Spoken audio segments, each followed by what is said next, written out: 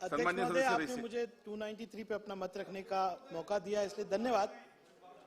अध्यक्ष महोदय, आज 293 पे बोलते हुए सभागृह के सभी सदस्य ने एग्रीकल्चर के बारे में बात की। खास तौर से सुनील केदार जी ने एग्री इकोनॉमी के बारे में बात की, किस तरह से आप ग्रामीण में नीचे स्तर से इकोनॉमी को डेवलप कर सकते हैं। अध्यक्ष महोदय, मैं आज आपका सिर्फ 3 से 4 मिनट लूंगा, लेकिन किसानों के बाद जो सबसे बड़ी इंडस्ट्री है वो टेक्सटाइल की है, वो बुनकरों की है।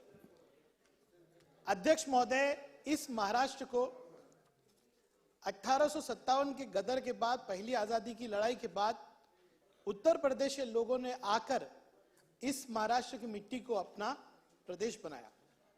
वहां से उस लड़ाई में जिन बुनकरों ने साथ दिया था, जो रेशमी रुमाल बनाया था, जो लगाकर लोग अपने आप को आइडेंटिफाई करते थे कि वो क्रांतिकारी है, वो देश के लिए लड़ते हैं, उन बुनकरों को झाड़ पे उल्टा लटका के फांसी देकर अंग्रेजों ने परेशान किया था। तब वो महाराष्ट्र आए थे। वो लोग पहले मालेगांव आए, उसके बाद भिवंडी और मदनपुरा आए। उन बुनकरों ने महाराष्ट्र के अंदर इस इंडस्ट्री को बढ़ाया। लेकिन आज जो ये सरकार है या कोई भी सरकार हो, बुनकरों के हित के बारे में बात नहीं करती। उस जमाने में देश को एक लाल रेशमी रुमाल करके तहरीक देने वाले लोग आज वो बुनकर भूखे मर रहे हैं। अध्यक्ष महोदय, मैं इस प्रस्ताव में देख रहा हूं कि प्रधानमंत्री जी अमरावती को एक टेक्सटाइल इंटीग्रेटेड पार्क दे रहे हैं, यानी कि आप जो है स्पिनिंग से लेके अपैरल बना सकते हो। लेकिन वो इलाके जैसे भिवंडी, जिसको मैनचेस्टर बोला जाता था हिंदुस्तान का, या मालेगांव या शोलापुर या इच्चलकरंजी, वहां पे सरकार का कोई ध्यान नहीं। अध्यक्ष महोदय, ये 4था साल है जब मैं टेक्सटाइल के ऊपर बोल रहा हूं, लेकिन सरकार चाहे महाविकास आघाड़ी की हो, सरकार चाहे आज ये खिचड़ी सरकार भी हो, किसी का भी ध्यान टेक्सटाइल पे नहीं है। आज हम खिचड़ी सरकार है। हाँ, चला। अध्यक्ष महोदय, अभी इस पे नहीं जाते हैं, बुनकरों के सवाल पे सुनिए। आप राजकारण मत कीजिए, बुनकरों के सवालों पे सुनिए। अध्यक्ष महोदय, टेक्सटाइल पॉलिसी ये सरकार ने अनाउंस की, लेकिन टेक्सटाइल पॉलिसी के नाम से आज हमारी सब्सिडी विड्रॉ करने का काम ये सरकार कर रही है।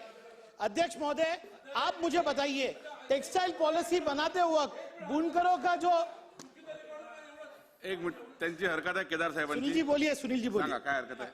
सम्मान्य आमदार महोदय रसी जी, आप हमारे बहुत करीब के दोस्त हो, अजीज दोस्त हो, आप हमारे, आप बहुत जानकारी रखते हो। आपण एक अभ्यासू त्या ठिकाणी सन्मान्य आमदार आहात आणि आपलं बोलणं प्रभावी आहे, मान्यच आहे।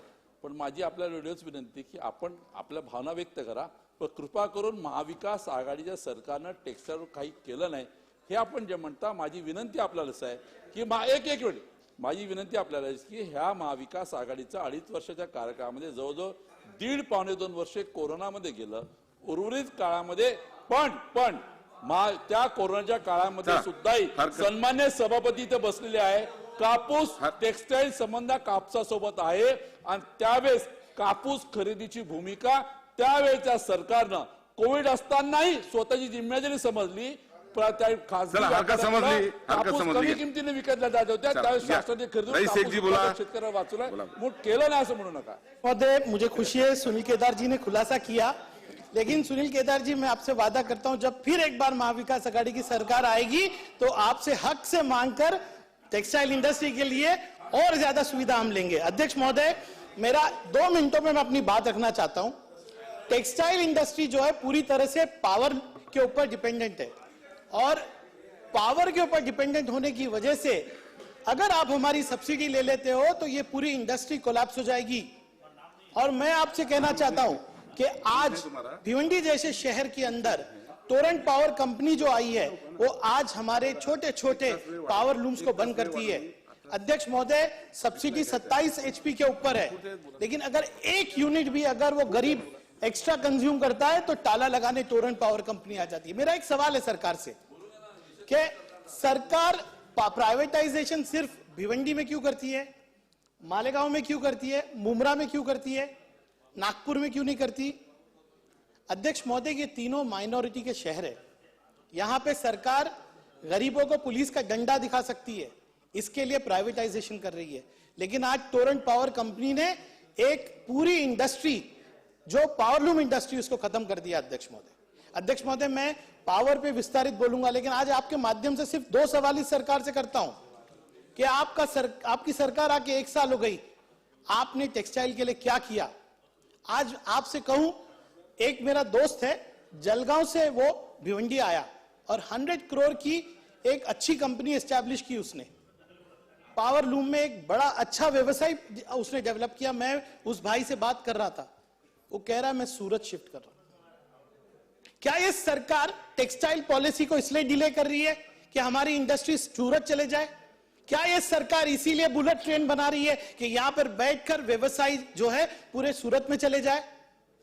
सरकार को ये जानना होगा, ये जागना होगा इस सरकार को कि इंडस्ट्री के बाद इंडस्ट्री जो है वो सूरत जा रही है। गुलाबराव जी, मैं सत्य बता रहा हूं, आप भिवंडी आइए, जीएसटी के अंदर रिफॉर्म गुजरात में हो रहा है, टेक्सटाइल के अंदर जितना रिफॉर्म सूरत में हो रहा है।